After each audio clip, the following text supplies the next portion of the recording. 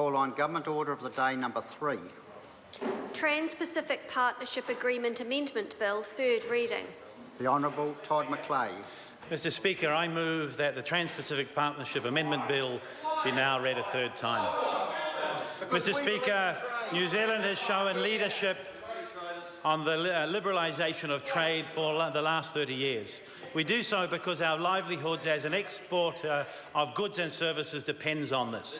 Trade is essential to the New Zealand way of life, our standard of living, our potential to become a more prosperous country. Other countries do not owe New Zealand a living. Our success in the international marketplace, whether it's selling butter, financial and digital services, education services, or high-end manufactured goods, are not always well recognised. However, Mr Speaker, we have only achieved this because New Zealand governments have made the objective of liberalising international trade, providing access for innovative New Zealand companies to the international markets and overseas customers at the very heart of our foreign and trade policy. Now more than ever before, New Zealand needs to continue to work towards bringing down barriers to international trade. New Zealand needs to trade. We won't become prosperous selling to ourselves.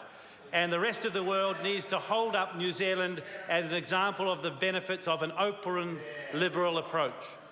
Improving access to international markets is part of the government's wider plan to create a stronger economy with more jobs and higher incomes for New Zealanders. We can be proud of the achievements of successive governments to date to achieve this through trade. New Zealand's future lies in being an open, confident country on the world stage.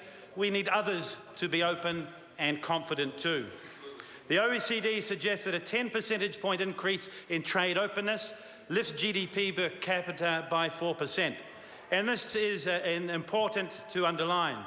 It must be a doctrine that is widely adopted for global growth and economic welfare.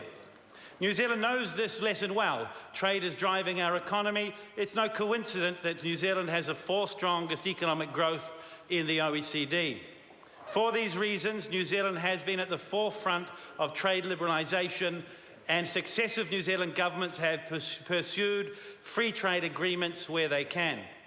And Mr Speaker, as I travel the world, people continue to remind me that New Zealand's first FTA, our groundbreaking closer economic relations with Australia to establish the single economic market, remains an aspiration to many.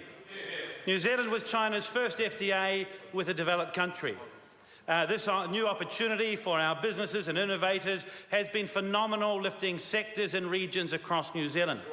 Before the China-New Zealand FTA, New Zealand's exports to China were estimated to grow to reach 5.6 billion New Zealand dollars by 2015. New Zealand exports to China were $3 billion larger than estimated $8.6 billion.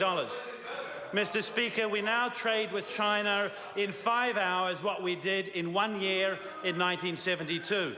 This is a result of a high-quality free trade agreement, no other reason. Our bilateral FTA with Singapore, which expanded into the P4 agreement to include Chile and Brunei and formed the basis for TPP negotiations. We have a number of FTAs with ASEAN members, which sits alongside our FTA with ASEAN as a whole.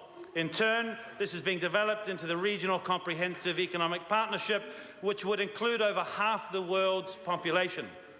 This job is not complete. New Zealand's active FTA agenda continues to lock in opportunities for our exporters wherever they may find them. We've also seen a deepening of issues we need to address to ensure our exporters get decent treatment in markets. As tariffs come down, non-tariff barriers often emerge as presenting unfair obstacles to New Zealand exporters competing on a level playing field. And the government tackles these NTBs in a number of areas through FTAs, in the WTO, and on a case-by-case basis. The passage of this bill today will be a signal of our continued commitment that New Zealand has for the continued liberalisation of international trade. At times when there is uncertainty in the rest of the world, New Zealand's consistent and trusted voice of negotiating trade outcomes that are good for our economy and good for the world's economy needs to be heard. Mr. Speaker, our role as a champion of trade is of a champion of trade liberalisation. In this role today, this Parliament must too show leadership. Our vision for a mechanism to enhance trade between 4 countries grew into the largest trade agreement to date, which places us in the middle of a region encompassing nearly 40% of the global GDP. We can be proud of that, and we must continue to push for new trading opportunities and to continue to push for trade liberalisation wherever we can. And, Mr. Speaker, other countries want to trade with us. They regard New Zealand internationally as easy to deal with. We're upfront with our objectives. We produce high-quality products and services. We're governed by our rule of law and respect of our obligations. And in turn, New Zealand companies are respected by their customers. But that reputation means little when we're trying to access markets where we're not permitted to sell our goods and services.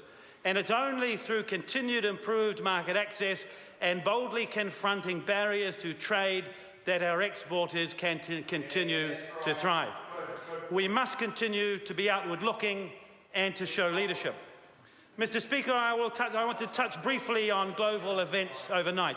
I want to congratulate President Trump. It's important that we give the new president a chance to put his team in place and consider his trade agenda. And I think this will obviously take some time. But, Mr. Speaker, we will be able to work with America on trade. The passage of this bill will put New Zealand as a TPP depository and the first to have passed implementing legislation in a stronger position. Now, more than ever, we need to be championing the cause of openness and inclusiveness. This remains the only way to secure prosperity for our economy and for generations to come. Speak.